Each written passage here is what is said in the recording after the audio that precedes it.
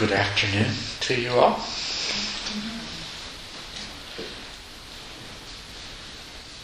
So, do you have some questions about the practice?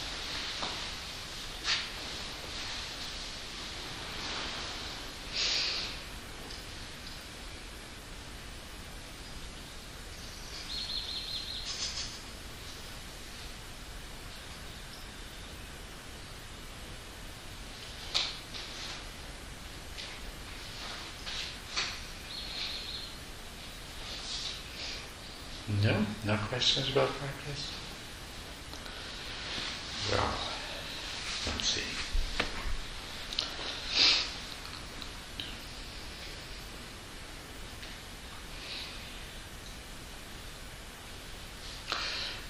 In that case, the first thing that I'll do then is, some of you already know this, but the others of you, I'll show you another way to do the walking practice.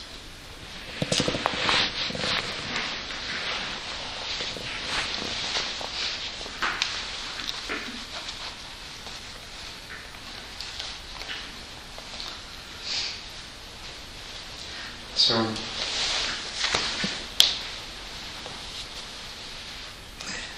the way that I showed you the first night to do the walking practice was to watch each step separately, the lifting and the moving and the placing of one foot, and then the lifting and moving and placing of the other, and so forth.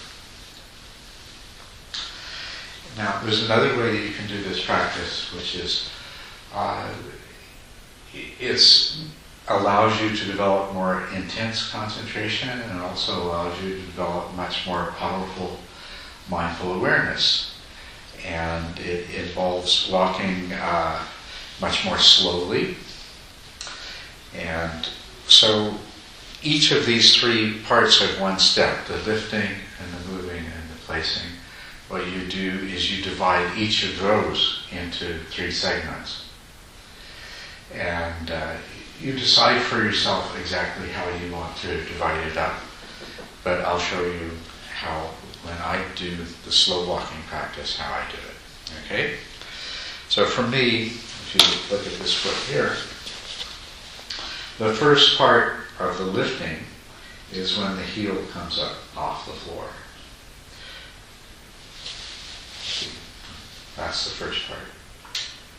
And then the second part is when the outside of the foot and the ball of the foot come off the floor. That's the second part. And then the third is when I lift my toes up. So I divide the lifting into those three parts. Lifting, lifting, lifting. And then the moving is pretty straightforward. There's where you're raising, and then where you're moving forward, and then where you're lowering. And then with the placing, when I'm doing slow walking, I usually put the front part of the foot down rather than the heel. And so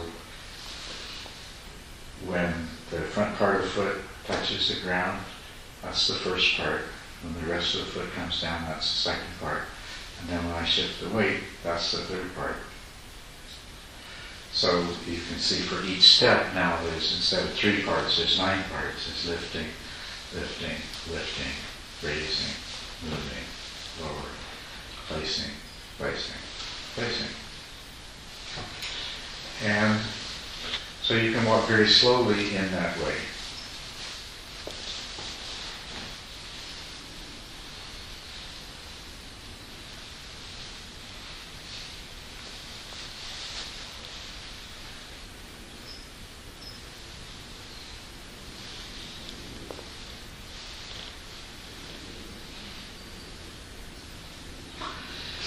And then when you have those distinctions in the forehead and the different parts of the walking clear in your mind, then you can begin to focus in on the sensations and see if you can discern the distinct sensations that occur in each of these 9 phases. So that, for example, when I'm lifting my heel up, there is a distinct sensation as the decompression of the tissues as I take the weight off. And then there's a feeling of, it's almost like a tingle as the blood goes into those tissues where there's no longer the pressure, and a kind of coolness as it no longer has contact with the ground. If I'm wearing shoes, then even as it comes up, there comes to be a little bit of a space even between the heel and the sole of the shoe. And so I just observe those sensations, and likewise for each part there are the sensations that are present. Even there's a difference in the sensation of raising the foot compared to moving it, compared to lowering it, if you pay careful attention. So you can come to distinguish and clearly recognize all of the sensations that are present in each of these 9 phases of a single step. You can see that you're going to automatically remain much more focused and concentrated on those sensations in order to accomplish this. And that also your mind has to become very, very sensitive in terms of the awareness in order to distinguish those sensations. That's how you can do the slow walking to further increase your skills in both concentration and mindful awareness. Now, you will, after you've done this for a little while, you'll come to recognize the sensations that are usually there for each part of this. And as they become familiar, then you can walk slightly faster and see if you can still catch with your mind all of those different sensations. So that's another way of doing the walking practice. That's good to do when you, for several reasons. If you're feeling dozy and sluggish in your sitting practice, then walking in that way can sometimes be just what you need to re-energize your mind and bring you back to a state of alert awareness. If you find that you're making good progress in concentration and mindful awareness and you just want to accelerate it, then that's another good reason to do that practice. So I'd like you to try that one out and experiment with it and see what you can learn and what you can accomplish from doing that. Okay? Yeah? Might have a question, and but it's totally out of the teaching. I would like to ask your maybe direct guidance. We experience some kind of Dharma practicing in this way, and silent and quiet and go inwardly. But I know some attend other retreat, they also practice Dharma but use totally different way. For example, fully express our emotion through the singing, through music, or through other crying or whatever, and get into the emotion after express all the emotion and get into very quiet and go into the Dharma or some practice. And this is totally different if we keep, those no emphasize quote unquote emotional thing. And I would like to direct hear from you, what's the different or what's the how I word it. What's the important, not through the outside, go inwardly directly, to practice. Am I clear my question?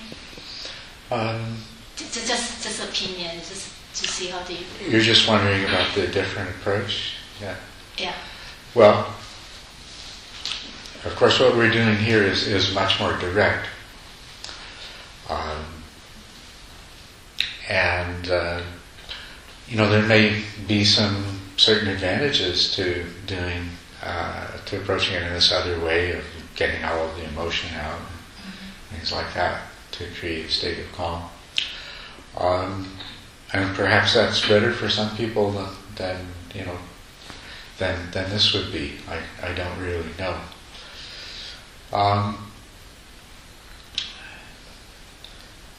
Because people are all so different, there may be some people that suits them much better.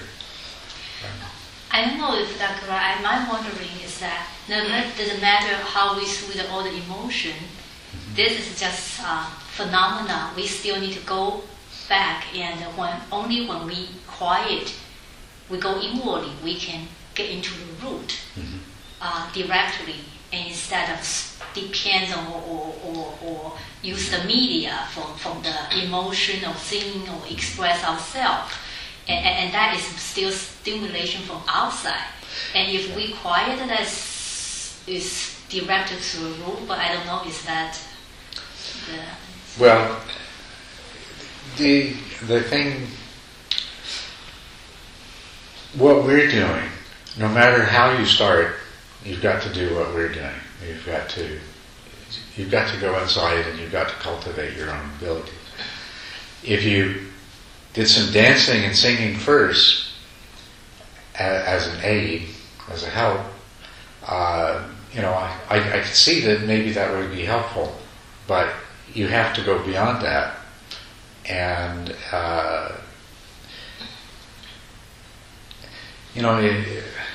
if you spent 2 hours being emotional and dancing and singing, and afterwards you were very calm, that's fine. But if that was the only way that you could bring about a state of calm, then that would not be a very, in the long term, that's not very. You're dependent upon this outside activity. You can also become calm taking Valium. It's not about becoming calm exclusively. Becoming calm is an important part of it. And so we kind of make a distinction here that there, between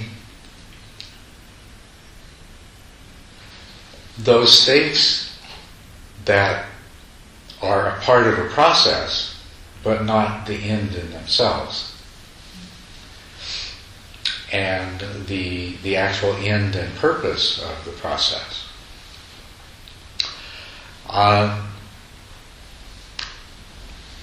The end and purpose of the process of any kind of spiritual practice is to achieve the wisdom and realization that brings you to the goal. And in the case of the practice that we're doing, the goal is is that wisdom that liberates from suffering and that cuts the root of desire and aversion that perpetuates the suffering and overcomes ignorance. So that's our goal. And insight is a means to that end. Concentration and mindful awareness are a means to the means of insight. And of course, we can use all kinds of aids to help us to achieve concentration and mindful awareness and to help us to achieve insight. But they're only useful if they contribute towards achieving the final goal.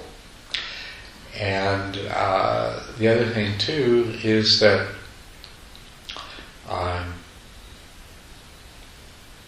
it is a process that takes some time and repetition. And so the more that you can rely entirely upon the inner skills that you've developed, and the less reliant you are on external factors and activities and things like that, then then the more easy it is to enter into those necessary states that we described as means, and so that's going to be more conducive to achieving the final goal. So, to go back to the original question, I see, it's interesting that there are many varieties of activities that people can engage in.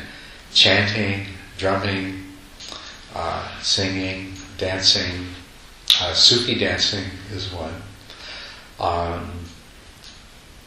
We find ourselves at things like Qigong is also an aid that's conducive to achieving those goals. There are practices within different schools of Buddhism that involve a lot of chanting and visualizing and the movement of inner energy that are also used specifically for the purpose of aids of bringing you to have those states, those mental states that are necessary for achieving the final goal. So there's many different things that we can use along the way.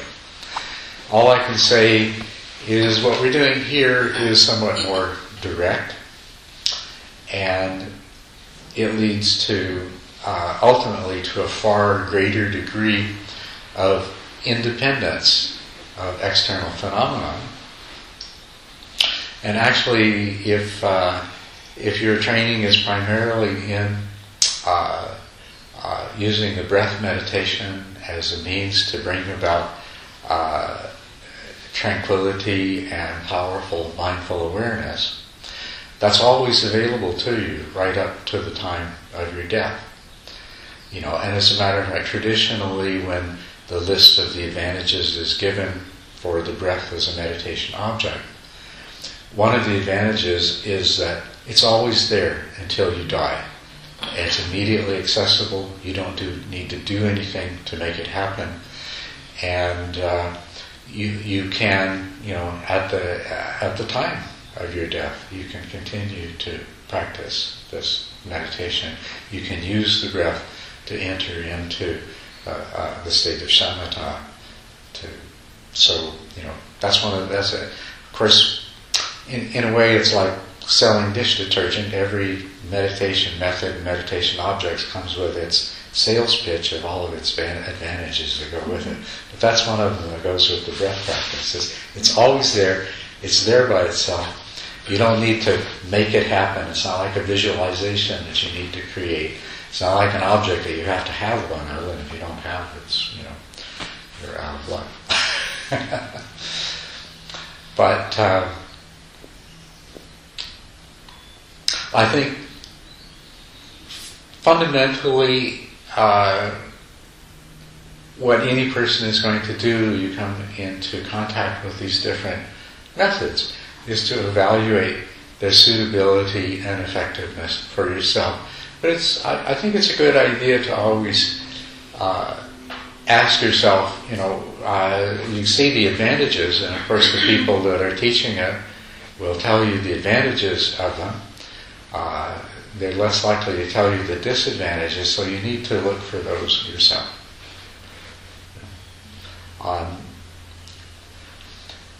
Ecstatic states of mind are wonderful, and the meditation practice that we do here produces ecstatic states of mind.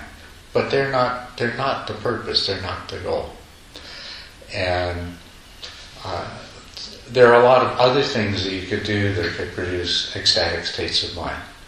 Unless you know how, and unless you have a clear way to use those ecstatic states of mind to achieve the attainment of wisdom, understanding, and liberation, then they're just fun things to do. That's all. And so you should keep that in mind.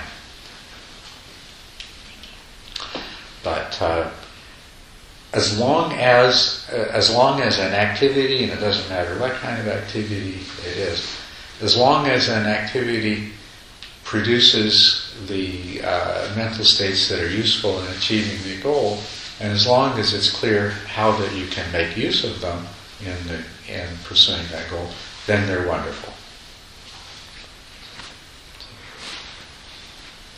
你帮我翻译。有些禅师在盖禅座的时候，在禅座的中间呢，他们是用跑香的。跑香，就是走得很快。那也有的禅师是说精行，但是速度也很快。所以呢，我是觉得说，他们可能并不很了解这个精行的意义，甚至呢，我有时候会怀疑他们对于禅修到底有多大的体证。他是谁？就是说这些禅师了。所以你就要叙述给老师听。对对对。I have a statement, and I know that some retreat, some master, teacher, they teaching a different way, and it's beside the sitting meditate, they also use they say 跑香 is very fast, kind of running. Is it running? It's almost running, and maybe one says time and then running, and also even though walking meditate is much faster than we practice here. And the statement is that I just wondering that maybe those masters, they don't know what's the purpose of the walking meditate. So that's the reason they teach so fast. Is that right? 还有还没有完not finished yet. 所以我有时候会怀疑说，他们到底对 meditation 有多大的体证？ Yeah, so I sometimes wondering how what degree of realization and those master or teacher know, for teaching teaching meditation. Yes. Well, you see, there's different possibilities. You see, somebody who has achieved some degree of realization,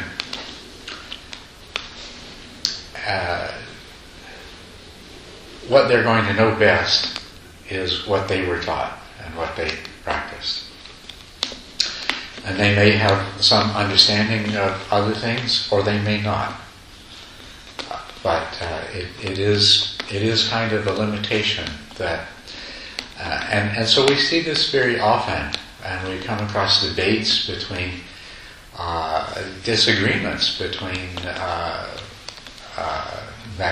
realized masters.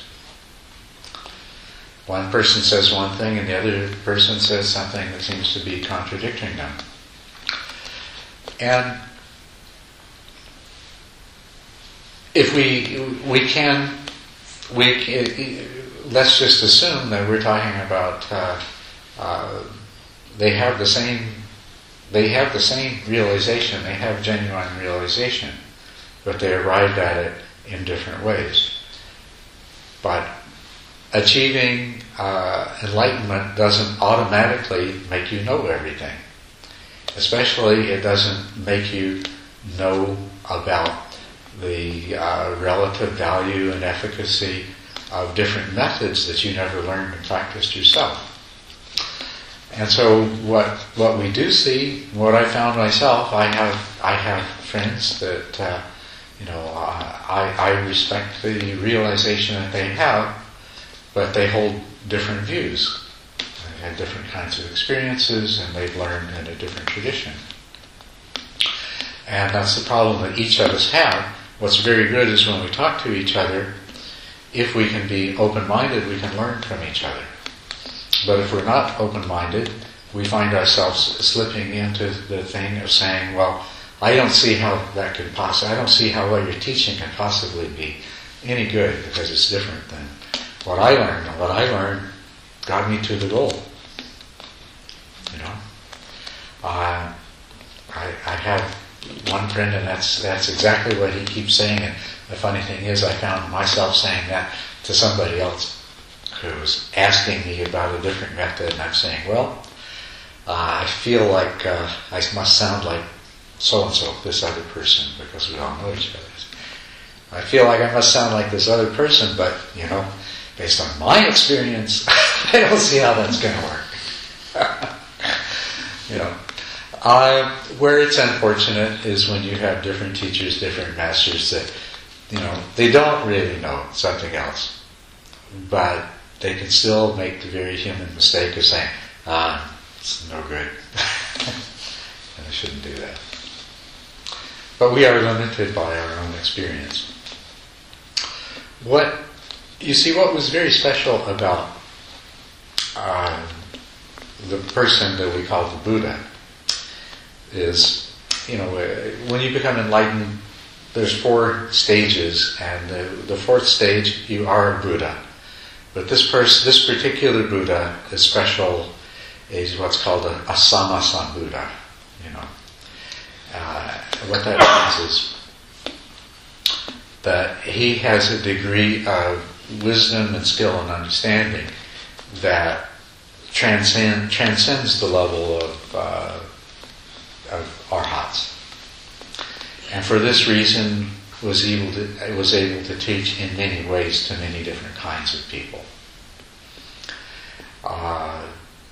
But Sammasambuddhas are rare compared to arhats and Buddhas, and people who have realization at the lower stages of the path, but are not fully realized beings themselves.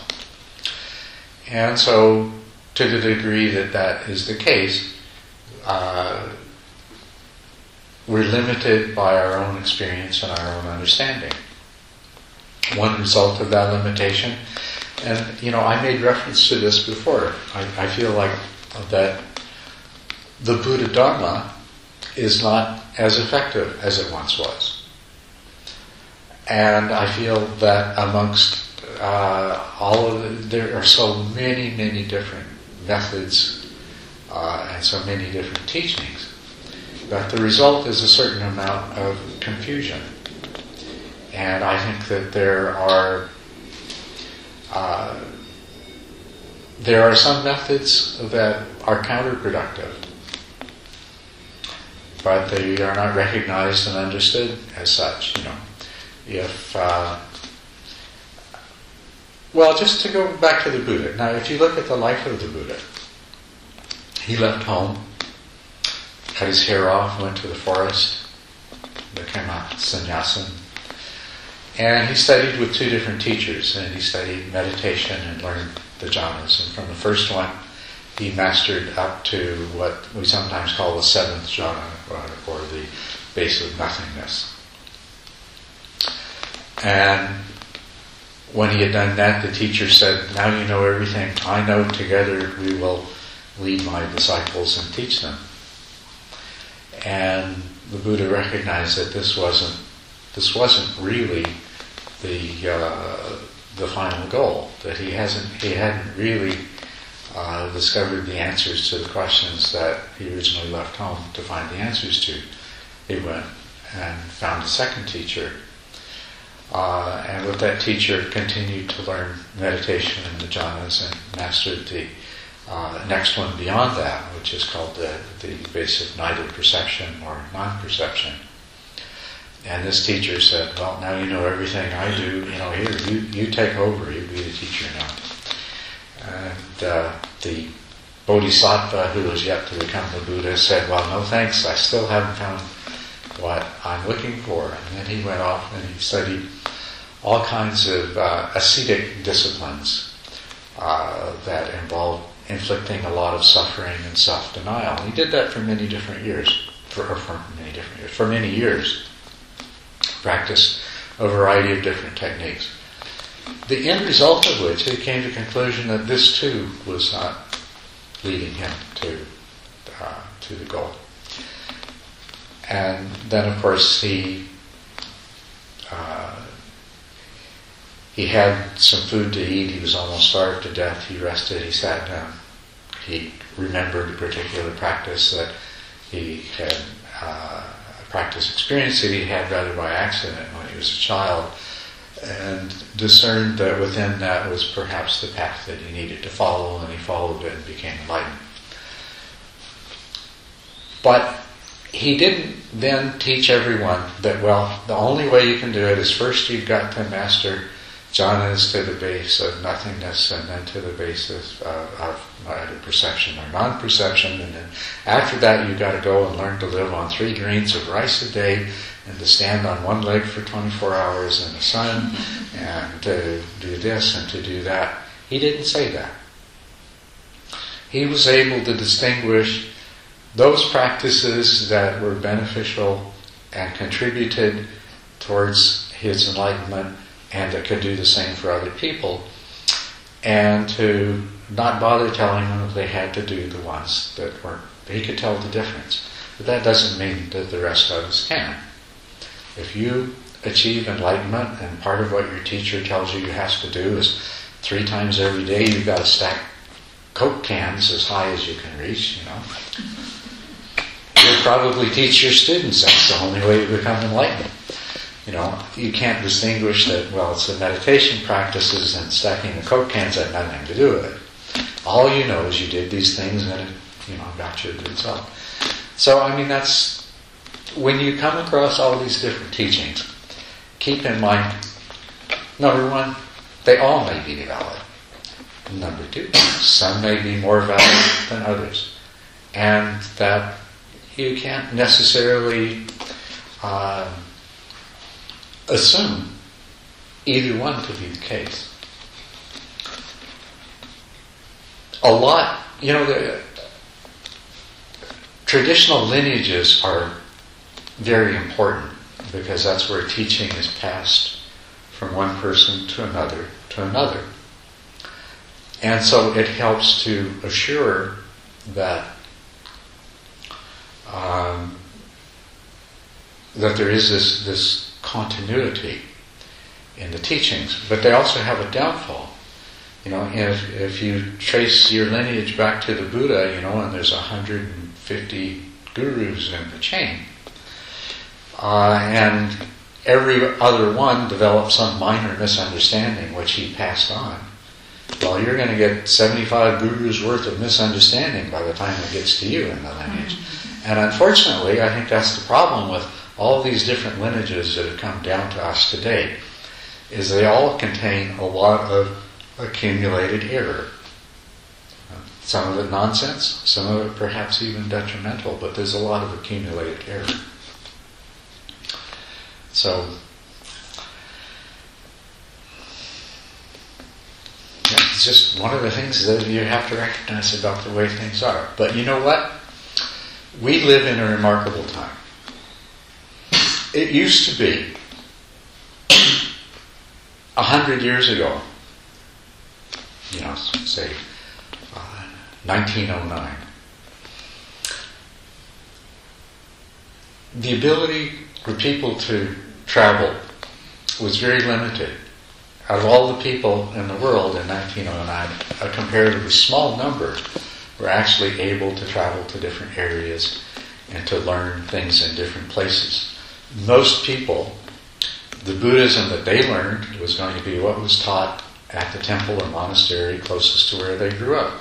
And for the majority of them, that's the only thing they would ever learn.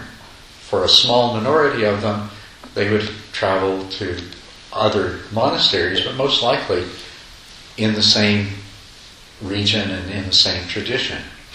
What we have today is all of these different traditions available to all of us.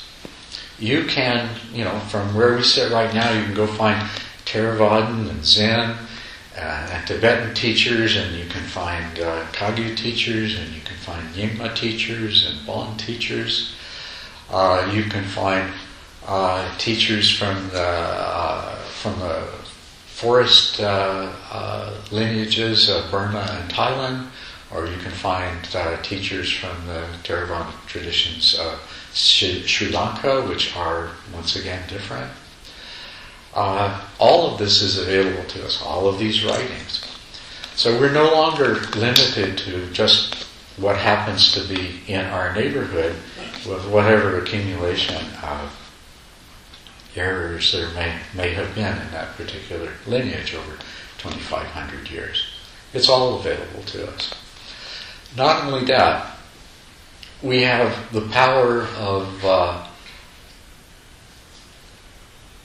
of different ways of thinking, learning, studying, examining, comparing, and incredible communication with the internet. We are in a wonderful position that if we don't act like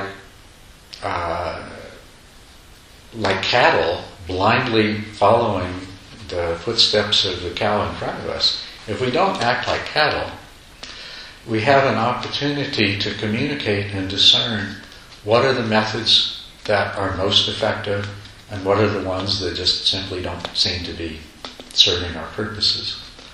And maybe they serve the purposes 1,000 years ago, but that doesn't mean that they do in modern life. So we have the opportunity, and this is what I think is beginning to happen, especially as Buddhism comes to the West. You know, it's like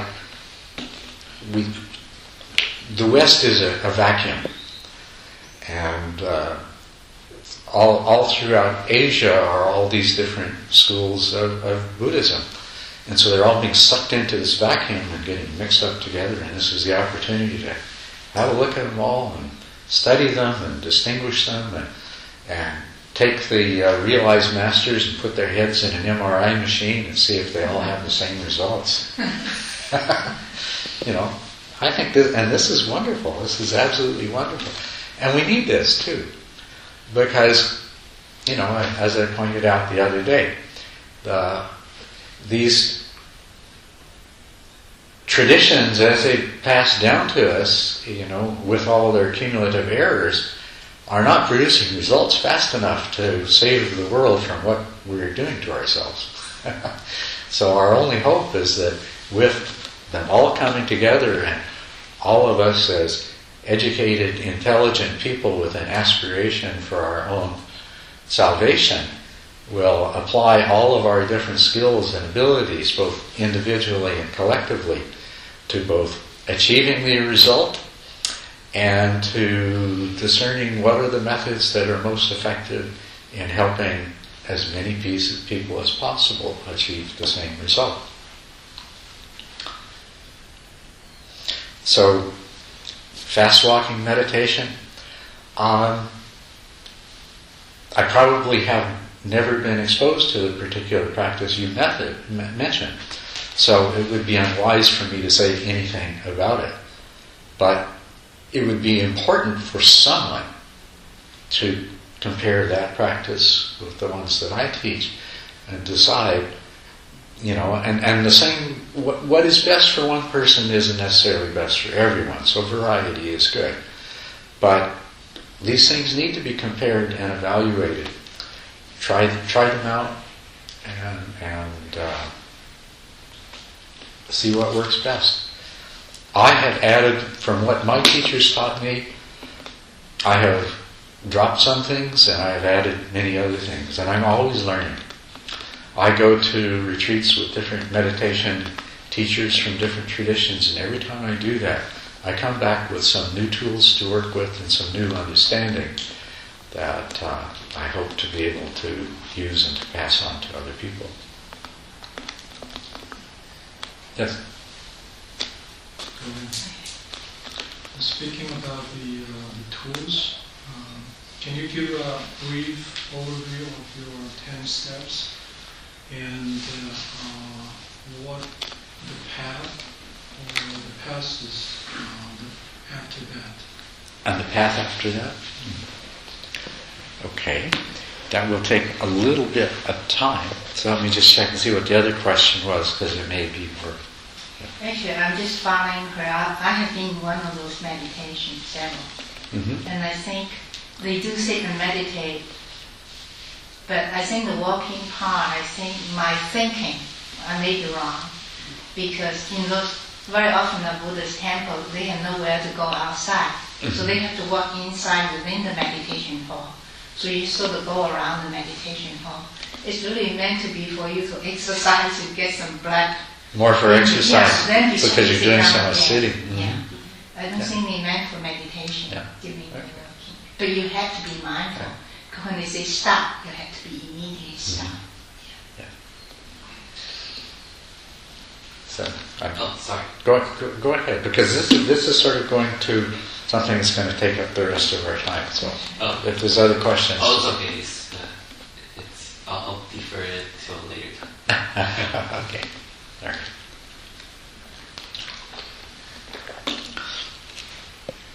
So, you asked me to briefly go over the 10 stages and to talk about what happens after that. Or I'll put it a little differently, I think, to go over the 10 stages and put that in the context of other practices and the final goal. So, first of all, these are 10 stages that if you reach the 10th stage, you have achieved something that is known as samatha or shamatha or shine or calm abiding. It's a special state where basically you have brought your skills in concentration and mindful awareness to a state of, for lack of a better word, we'll say to a state of perfection. Keeping in mind that, there is not a state of perfection, but a very, very high degree of refinement. And what that is defined in terms of is the mind is, as the Buddha described it, malleable and wieldy. Something that is malleable you can shape to your purposes, and something that is wieldy is easy to use, right? So it's a mind that can be shaped to your purposes and is easy to use. And in that sense, it's a mind that you're going to investigate, use to the purpose you're going to put it to is the investigation of the true nature of reality to obtain an understanding of ultimate truth. It is a mind then that you can direct wherever you choose, and the power of the mind will rest as directed for as long as you wish it to. In order to carry out investigation, this is a very important quality of the mind, that wherever you direct the mind, that the full power of the mind is focused on that towards which you direct it for as long as you wish it to be. Which is a lot of what we mean by concentration. Stability of attention. And also focusing of attention. So as I say, the full power of the mind is available.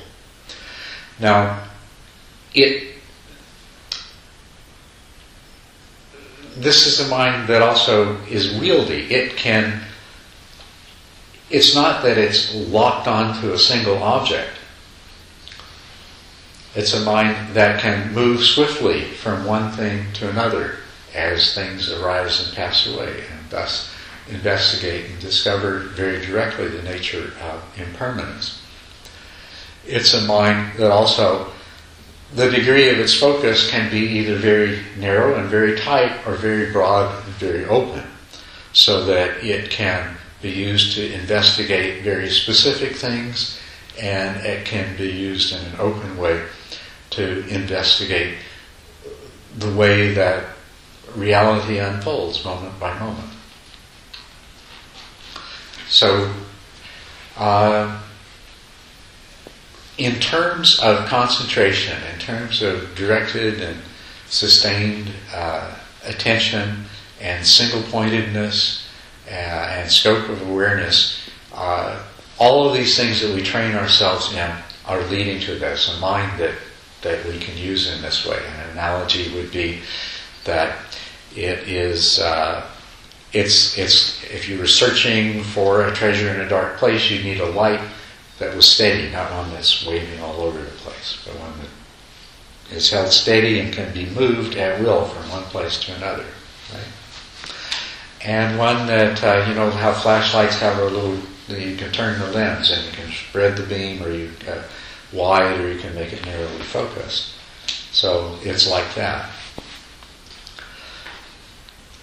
Now the other thing has to do with mindful awareness, the power of mindful awareness. You know, a mind that's dull and is lacking in clarity, it's like a light that's dim. And you may be able to hold it steady, but if there's not enough light, you can't see what you're looking at anyway. So there needs to be the power of mindful awareness, which we train ourselves in this awareness, and we measure and evaluate that by the vividness of the perception that we have. But there's another aspect of this too, which is clarity. Dullness obscures our perception. When there's lack of clarity, we don't see what's really there. You know, if there's something in front of your light that creates shadows and colors and shapes, then that distorts what you're looking at.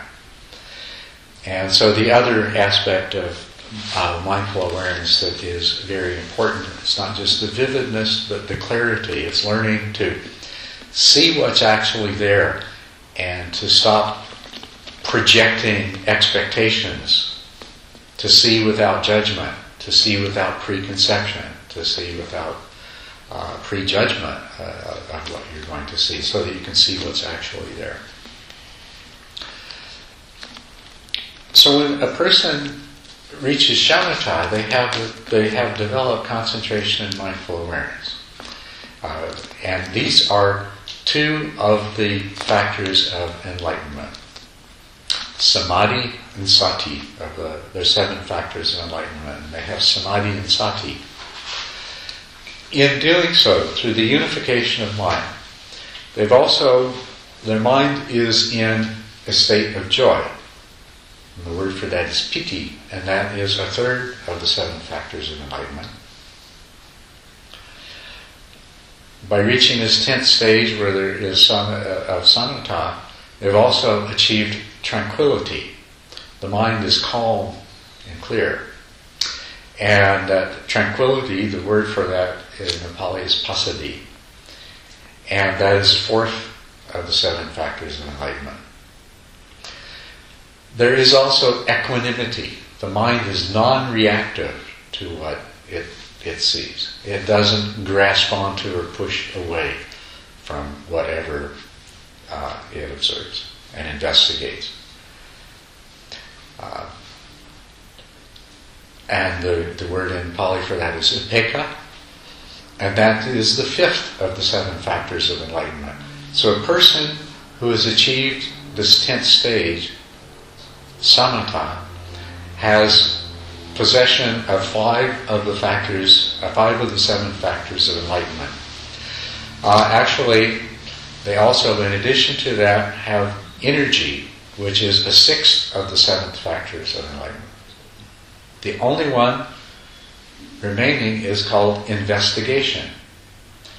And so that's really what comes after the samatha. Now, the 10 stages that lead to samatha, the first stage is you have to establish a practice. You have to overcome the tendency for procrastination. The grossest form of distraction of all is the one where you go to a movie instead of meditating. Right? So you have to establish a regular practice and devote yourself to it. Indeed, ultimately, to reach samatha, it has to become really the dominant thing, the most important thing in your life.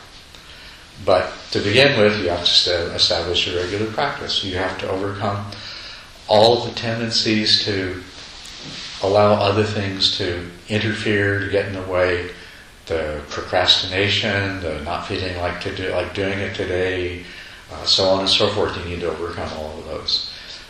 The second stage has to do with the practice itself. You choose an object, any object, a practice, any practice, and it's a question of being able to do it. And of course what happens is the mind is jumping all over the place, doing all kinds of things, drawn this way and that by different interests and concerns. What happens is that something captures the attention.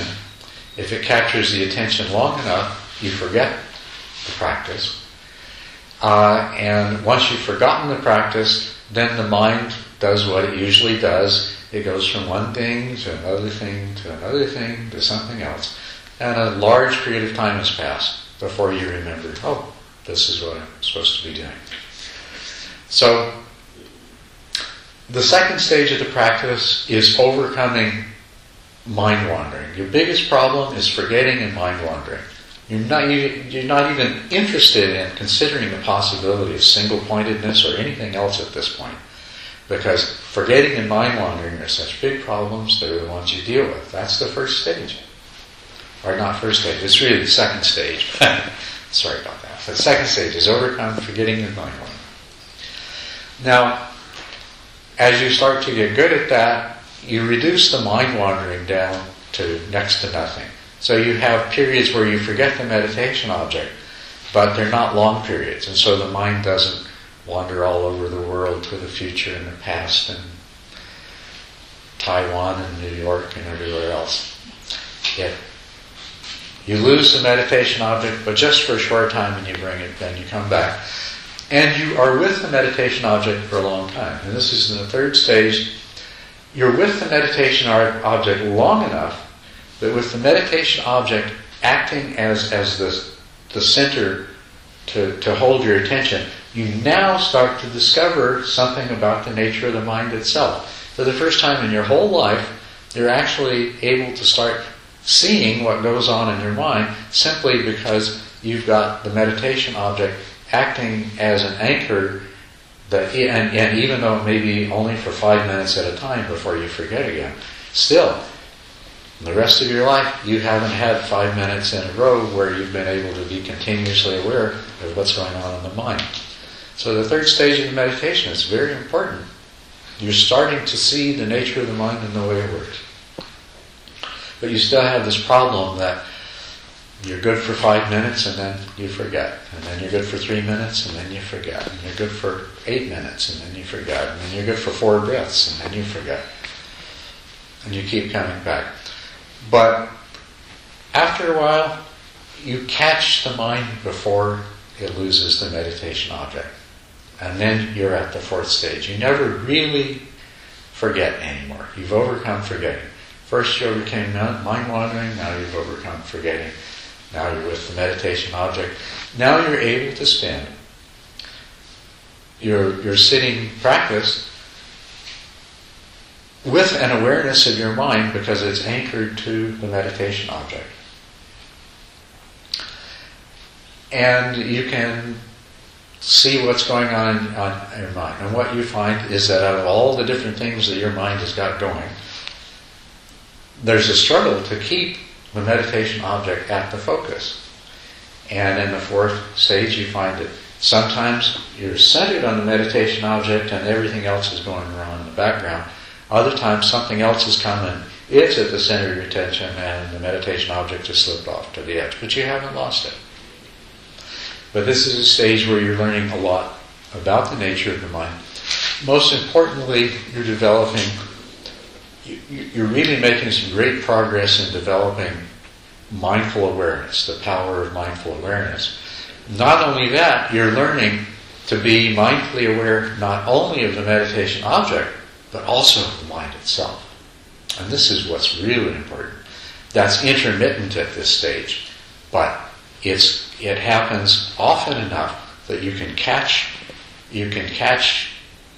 before the mind slips too far into dullness and distraction, and so that you completely lose the meditation object. That's the fourth stage. In that stage, eventually you overcome both strong dullness and gross distraction, which means that when I say you overcome gross distraction, there's still subtle distraction. There's still all the other stuff going on in your mind. But you can keep your mind focused primarily on the meditation object. And you've overcome strong dullness, you're no longer struggling with deep drowsiness. And, then you come to the fifth stage. You have subtle dullness. When you have this degree of concentration, you're now at a great danger. The mind can slip into a comfortable, dull state where it stays with the meditation object, but it mostly stays with the meditation object so easily because you're in a state of dullness. And it feels very pleasant. And if you don't recognize and overcome subtle dullness, you can develop a way of practicing that. You sit down, oh, isn't this nice? And you put your attention on your breath, and you just have this wonderful sort of fuzzy, warm, relaxed, comfortable, watching the breath for an hour, and then you get up and, oh, it was great. I feel really good now. But it's not going to get you anywhere. So in the fifth stage, and the fifth stage is one that you could make the mistake of skipping. The rest of them, you've got to master them because, you can't go ahead without them. But you would be in great danger if you skipped the fifth stage and allowed yourself to develop a habit of subtle dullness. Fifth stage, you learn to recognize when your mind is losing vividness and also when you're losing clarity. When you're seeing what you expect to see instead of what's really there, and when what you're observing is not sharp and clear and distinct and vivid. That's the fifth stage. When you've mastered that, then you can worry about... That's the time that you first begin to be interested and concerned with developing single-pointedness. Up to now, you've let all kinds of other stuff go on in your mind at the same time. But now is the time to do something about it. You want to bring that, you want to be able to sharply define and delineate that focus of your mind. To bring the full power of your mind to bear on whatever it is that you're observing. And that's the work you do in the sixth stage. When you have succeeded in coming to the point where there are the only unusual sounds and loud sounds are you really aware of, and only the sharper pains and itches and discomforts of the body really penetrate into your awareness, and only the occasional thought briefly can move into the sphere of being actually known, and just because you don't latch onto it, it breaks up and disappears. Then you've entered the seventh stage. You're able to sit there, take your meditation object, and become quite single-pointed with it. In the seventh stage, though, it still takes constant vigilance and effort. If you relax too much, you'll become distracted and you'll lose it. Or you could even slip into dullness. So you've got to constantly be vigilant. What's actually happening is your mind has these many parts, and there's still parts of your mind that are active, creating distractions of various sorts, and that's why if you're not vigilant, one of them can carry you away. In the seventh stage, your mind starts to come into unification. There stops being these competing tendencies. And so at some point, your concentration and your mindful awareness become effortless. When that happens, you've reached the eighth stage. Effortless concentration. With unification of the mind and effortless concentration, the sitting becomes very easy. Your body is very comfortable, very still, even suffused with pleasure. You tend to have a feeling of energy in the mind, joyfulness and happiness. And the meditation becomes quite enjoyable.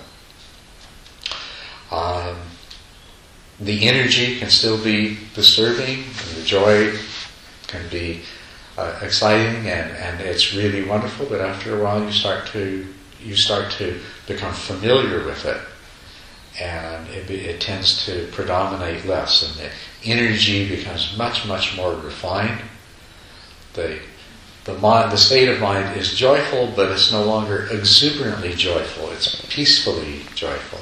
And this is the ninth stage, where you are becoming familiar, comfortable, and you're starting to develop more tranquility, less excitement and more tranquility. And then, when that's fully developed, you've reached the 10th stage. You have samatha. Now, once you have samatha, then you can engage in those practices which are intended to bring about insight and wisdom. Well, the fact is that you can do those other practices earlier. The single-pointedness of the 7th stage is the absolute minimum level of concentration that you have to do any of the insight practices that are known in the world today. The Mahasi style practice of observing the rise and fall of the abdomen and noting whatever comes along. You have to have a level of concentration corresponding to the 7th stage before you will start being successful with that. They don't teach you the steps to go from the 1st stage to the 7th stage in that technique.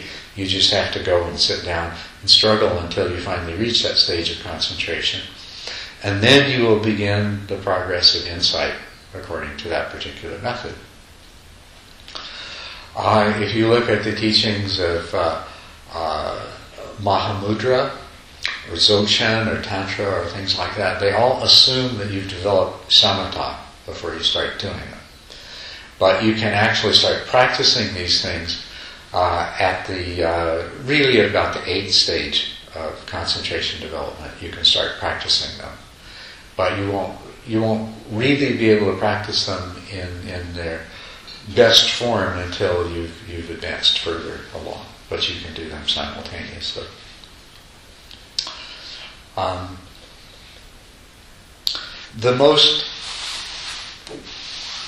One of the most powerful and refined of insight practices actually makes use of the jhanas, the absorptions. And you can start doing light jhanas or absorptions at the 7th or 8th stage. But to do the deep jhanas, which are most effective, you really need the power of the shamatha of the 10th stage. So basically, as to what comes beyond, there are these kinds of practices that you can start at the 7th or 8th stage, but they will be most effective when you reach the 10th stage of concentration. And even in those practices which don't stress concentration, like the Mahasi method of insight, you will be at the 10th stage before you reach the stage in the progress of insight where you experience enlightenment. It's a stage called the knowledge of the equanimity towards formation actually corresponds to shamatha. And so when they talk about practicing vipassana before samatha, they're talking about something like that method, that you can, with the 7th stage level of concentration, you can start practicing vipassana. You can move through the insights, but then you have to actually achieve samatha before you're going to achieve the path and fruition.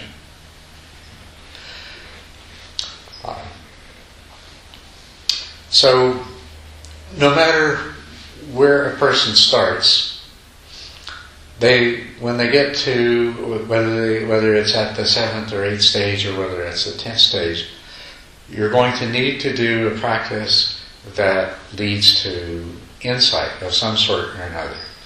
And Mahamudra is a very, very powerful one. For those people whose concentration is good enough that they can achieve jhanas and do jhana practice, then you can develop insight through jhana practice. Or you can take up any other method of insight. The other thing, though, and this is what I'm going to talk to you more about as we go along this week, is that you can achieve a number of the insights in the process of developing samatha. Starting with stage 1 and 2 and 3, you can start achieving the insights. You can start the progress of insight. You don't have to wait until you're at the 7th or 8th stage or the 10th stage to begin. Although you can do it either way. I'm feeling rushed. Lunch is getting cold. Used up almost a half an hour of your lunch break already. We better stop. I don't know if I really addressed the question to the degree that you were hoping that I would. That was very good. Yeah. Okay, according the 10 stage you described for us, does this mean we want to reach the 10 stage and keep it at least, not at least, we have to really know non-self and keep, won't lose it? I'm not sure I understand the question. Okay, the 10 stage you described Yes. to us, does this mean we have to really understand non-self and keep it, won't lose it, if we want to reach the 10 stage and keep it? Well, absolutely what you want to achieve is the realization of not self, or emptiness of self. And once you do, you won't lose that. And that can actually happen anytime. But the best way to make sure that it happens is to achieve at least the 7th or 8th stage of concentration, and preferably the 10th stage. Maybe you didn't understand my answer. Yeah. See, of the insights, and this evening I'll talk to you about the insights, about Vipassana. But the crucial insight is the insight into not self. A person becomes a stream enterer and achieves the first stage of enlightenment by realizing that, by realizing not self. Right? So that's what makes it so important. All of these other stages are means to that end. And I just want to make sure it's clear. It's not that you will never achieve insight and enlightenment until you achieve some particular stage of concentration, because it could happen to anybody at any time. It's just that until it happens, you're better to keep improving the level of your concentration. And of course, once you achieve that, the concentration becomes much, much easier too. I think let me decide to see if that is what you say. So it's not try to understand what is not self. Mm-hmm. Then, in order to reach the 10th stage, it's the other way. It's the other way around. It's good if you can get to the 10th stage. It's easier to know what is not self. Right. But if you're lucky, you might discover the truth of non-self on the way. Okay. So, I think it's time to have lunch. We'll continue this evening. Thank you.